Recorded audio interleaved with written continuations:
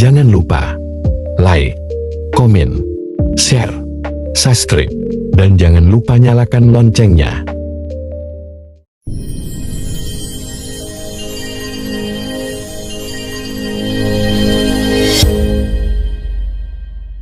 Kisah asal muasal Sancang adalah bagian dari cerita rakyat yang berasal dari wilayah Garut, Jawa Barat, Indonesia.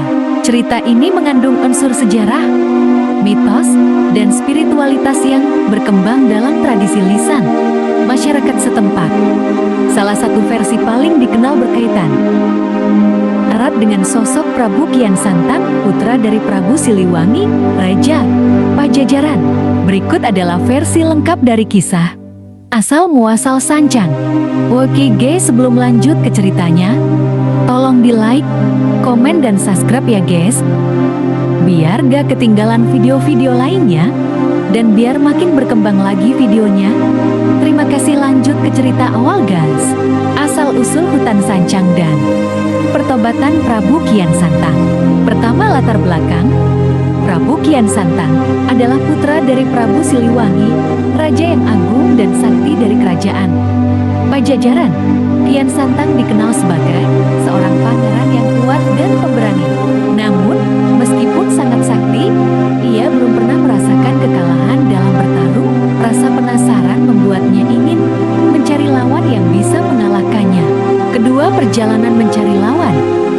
Dalam pencariannya, Kian Santang mengembara jauh hingga ke tanah Arab. Di sana, ia bertemu dengan seorang ulama besar yang tak lain adalah Sayyidina Elai, sepupu dan menantu Nabi Muhammad Sallallahu Alaihi Wasallam. Dan terjadilah pertarungan antara mereka. Dalam perkelahian itu, Kian Santang akhirnya mengalami kekalahan untuk pertama kalinya. Ia sangat terkejut dan bertanya, "Mengapa bisa kalah?" Sayyidina Elai lalu menjelaskan bahwa kekuatannya berasal dari keimanan dan ketakwaan kepada Allah Sallallahu Alaihi Wasallam. Ketiga, masuk Islam. Tersentuh oleh penjelasan itu, Prabu Kian Santang pun memeluk Islam. Ia belajar agama di tanah Arab dan setelah beberapa lama, ia kembali ke tanah Sunda untuk menyebarkan ajaran Islam, menggantikan ajaran nenek moyangnya yang masih menganut ajaran Sunda, Wiwitan, dan Hindu-Buddha. Keempat, kembali ke Pajajaran dan konflik dengan Prabu Siliwangi. Ketika kembali ke kerajaan Pajajaran, Kian Santang mengajak rakyat dan keluarganya untuk masuk Islam. Namun, Prabu Siliwangi dan sebagian besar pengikutnya menolak. Ia memilih mempertahankan ajaran leluhur. Konflik pun tak terhindarkan. Karena tidak ingin terjadi pertumpahan darah, Prabu Siliwangi dan para pengikut setianya mundur dan mengasingkan diri ke hutan belantara yang kini dikenal sebagai hutan Sancang. Kelima, Prabu Siliwangi moksha. Konon, di hutan Sancang itulah Prabu Siliwangi dan para pengikutnya melakukan pertapaan hingga mencapai moksha, lenyap secara spiritual tanpa meninggalkan jasa. Tempat ini kemudian dikeramatkan oleh masyarakat sekitar karena diyakini sebagai lokasi lenyapnya sang raja yang agung. Keenam, hutan Sancang kini.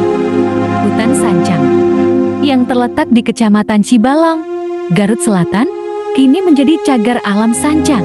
Selain menjadi kawasan konservasi flora dan fauna, tempat ini juga dianggap sakral. Banyak peziarah datang untuk mencari berkah harta, sekadar mengenang sejarah spiritual leluhur Sunda. Nah guys, makna filosofis cerita ini melambangkan peralihan spiritual masyarakat Sunda dari ajaran lokal ke Islam. Tokoh Prabu Kian Santang menggambarkan perjuangan batin dan pencarian kebenaran, sementara Prabu Siliwangi mencerminkan kebijaksanaan dan kesetiaan pada nilai-nilai lama.